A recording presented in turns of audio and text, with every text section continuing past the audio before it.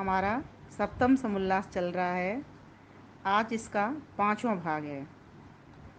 तो इसके जो 5 मंत्र स्वामी दयानंद सरस्वती ने वेद के दिए हैं, उन वेद मंत्रों का पांचों का मैंने एक साथ एक दिन काव्य करके आप भाग नंबर 2 में लगा दिया था। वहाँ से आप देख सकते हैं। आज इनको फिर से खोल लेते हैं थोड़ा सा।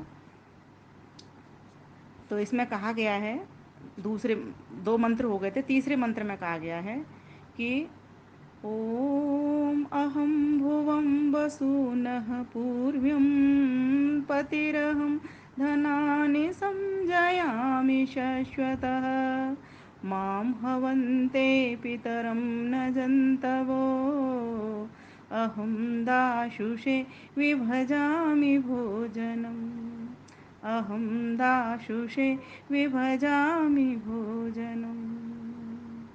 मैं ही सारे धन का स्वामी, मैं ही सारे धन का स्वामी, शत्रुधनों को जीतने हारा। जैसे पिता को पुत्र बुलाते, वैसे सब प्राणियों का प्यारा। जो भी दानशील यजमान, उनको अन्नादि ऐश्वर्य से भरता। मुझसे बड़ा न कोई ऊपर, मुझसे ही सब जग सुख पाता। मुझसे ही सब जग सुख भरता। तो इस मंत्र के भीतर कह दिया, जब पूर्व पक्षी ने यह प्रश्न कर दिया था कि वेद के भीतर मैंने ऐसा सुना है कि ईश्वर अनेक होते हैं, तो उसी बात के लिए महर्षि दयानंद सरस्वती ने 5 मंत्रों को यहाँ पर रखा है, जिसमें से ये तीसरा मंत्र है। और ये ऋग्वेद के मंडल 10 में आया है, सूक्त 48 में आप देख सकते हैं। मंत्र संख्या 1 है, पहला ही मंत्र है। तो इसका अर्थ स्वामी दयानंद सरस्वती लिखते हैं, ईश्वर सबको उपदेश करता है कि हे मनुष्यों, मैं ईश्वर सबके पूर्व विद्यमान, सब जग का पति हूँ। मैं सनातन जगत कारण और सब धनों का विजय कराने वाला और दाता हूँ। मुझी को सब जीव जैसे पिता को संतान पुकारते हैं, वैसे पुकारें। मैं सबको सुख देने हारे जगत के लिए नाना प्रकार के भोजनों का विभाग पालन के लिए करता हूँ। तो इसमें 4-5 बातें आई हैं। पहली बात ये आई है कि परमात्मा का एक तो वेद ईश्वर की वाणी है। तो वेद में परमात्मा का उपदेश है, उसमें कहा है कि मैं ईश्वर सबके पूर्व विद्यमान अर्थात सब जगत का पति हूँ। मैं ही एक स्वामी हूँ। अगर आप कोई कहते हो कि 2 3 4 5 6, तो ऐसा कोई मेरे अलावा नहीं है। न तो मेरे कोई बराबर है और न कोई मुझसे ऊपर है। मैं ही ज्येष्ठ श्रेष्ठ सर्वश्रेष्ठ हूँ, ये क्लियर कर दिया।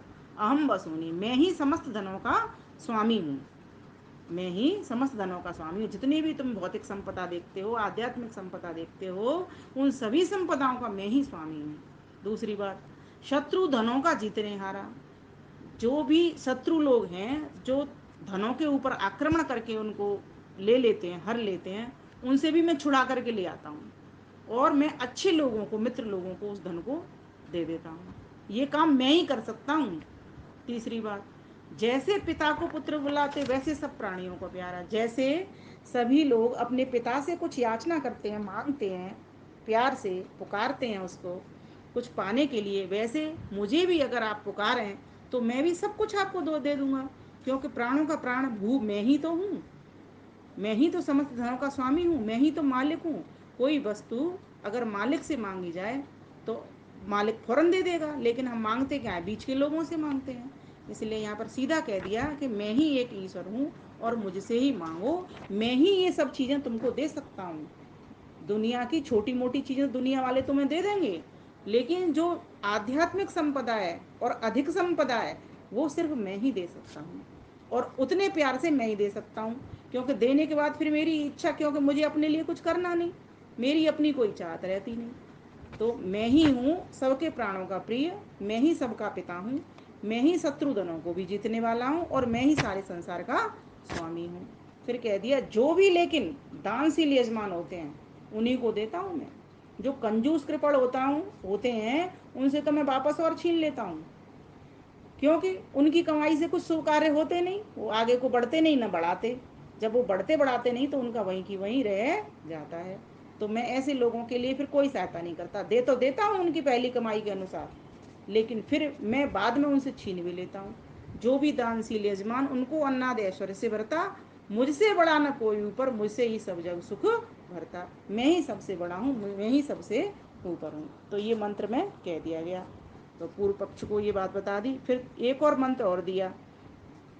ओम अहमिंद्रो न पराजिज्ञ धनम न मृत्यवे अवस्थे कदाचन सोममिन्वा सुन्वन्तो याचतावसु न मे पूरवः सख्येरिषातन। ओम अहमिंद्रो न पराजिज्ञ धनम न मृत्यवे अवतस्थे कदाचन सोममिन्मा सुन्वतो याचतावसु न मे पूर्व सख्येरिषातन। यह भी ऋग्वेद के 10वें मंडल का सूक्त 48 का मंत्र संख्या, लेकिन ये 5 है। वो पहली थी, ये 5 संख्या है। ये आप ऋग्वेद में देख सकते हैं। इसमें कहा गया है, धन स्वामी में इंद्र पिता नहीं, कभी किसी से हारा जाता, नहीं किसी से मारा जाता, मम पुत्रों को साथ जिलाता। जो भी सोम की करते चाहत, उनके लिए तैयार खड़ा, जानवरत कर मित्र मुझे ही, भर लो शुभ पुण्यों का घड़ा, भर लो शुभ पुण्यों का घड़ा।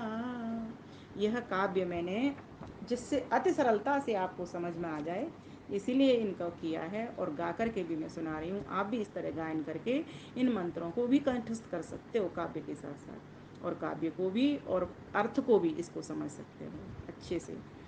तो इसमें कहा, धन स्वामी में इंद्र पिता, मैं ही ऐश्वर्यवान पिता हूँ, मेरा ही चारों बगल ऐश्वर्य है।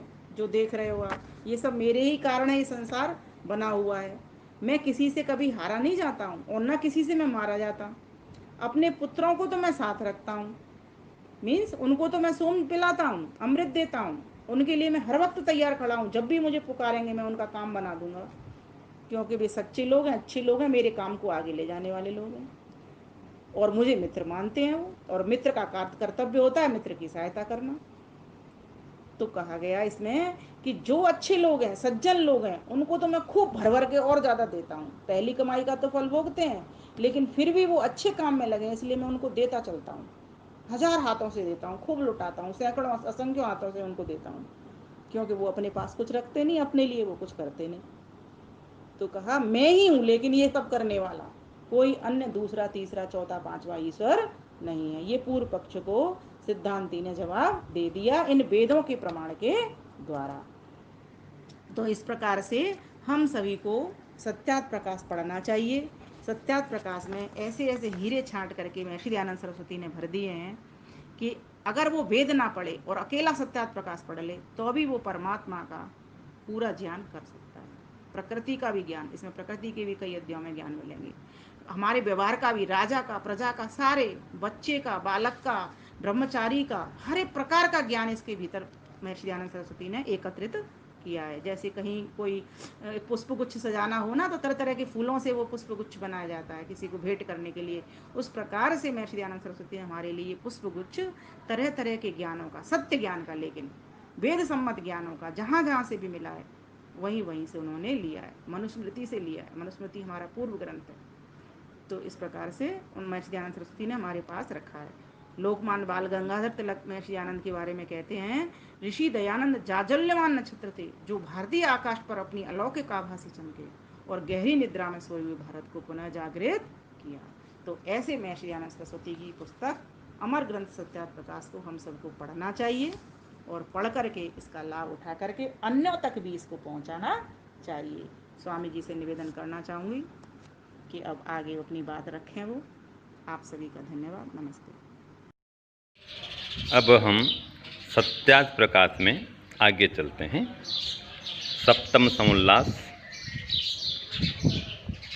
ईश्वर सबको उपदेश करता है कि हे मनुष्यों, मैं ईश्वर सबके पूर्व विद्यमान सब जगत का पति हूँ।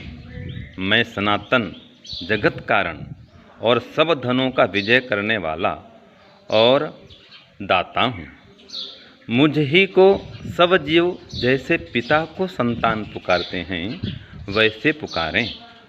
मैं सबको सुख देने हारे जगत के लिए नाना प्रकार के भोजनों का विभाग पालन के लिए करता हूँ। तो ये जो मंत्र है तीसरा वाला, अहम भुवम वसुनः पूर्व्यस्पतिम अहम धनानि समजामि शश्वतः माम हवन्ते पितरम न जंतवो अहम दासु से विभजामि भोजनम। इस मंत्र की ये व्याख्या स्वामी जी ने लिखी है। तो ईश्वर स्वयं इस मंत्र में उपदेश करते हैं कि हे मनुष्यों, मैं इस जगत का पति हूँ और पहले से विद्यमान हूँ, पति के रूप में सनातन हूँ, इस जगत का निमित्त कारण हूँ, अर्थात जगत को मैं ही बनाने वाला हूँ, सबको विजय देने वाला हूँ, विजय दिलाने वाला हूँ, सब धनों को प्रदाता हूँ। तो मुझको तुम पुकारो। कैसे पुकारो? जैसे पुत्र अपने पिता को पुकारता है वैसे पुकारो। मैंने ही तुम्हारे लिए अनेक प्रकार के भोजनों का विभाजन किया है। ये फल मूल, दूध, दही, घी,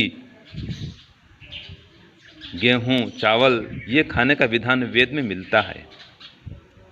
तो परमात्मा स्वयं इसका उपदेश कर रहे हैं कि तुम ये अन्न आदि पदार्थ ग्रहण करो, अर्थात मांस आदि का सेवन मत करो, शाकाहारी बनो।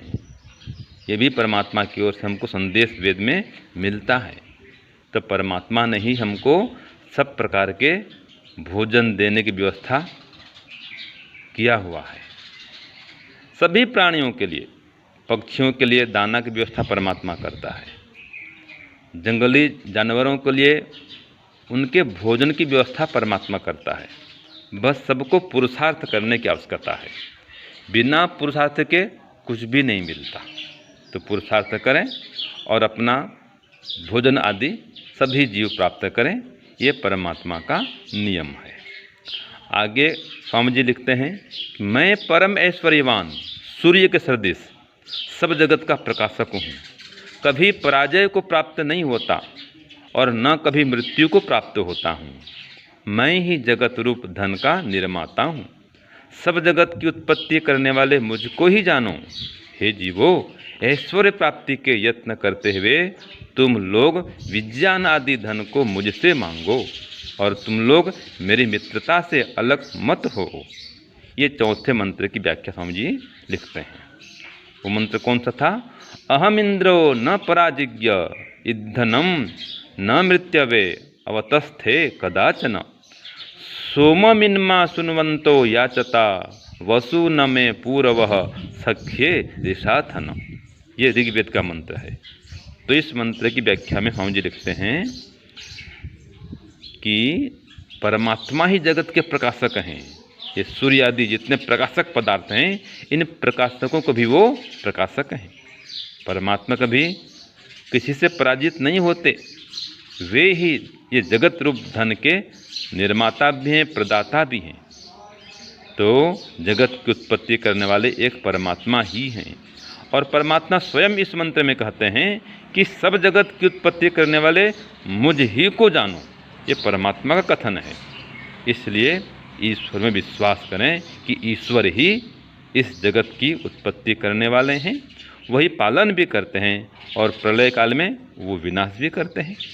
तो ऐसे परमात्मा को हम अपना मित्र मानें, उनसे मित्रता करें और विज्ञान आदि सब प्रकार के धन को परमात्मा से ही मांगें।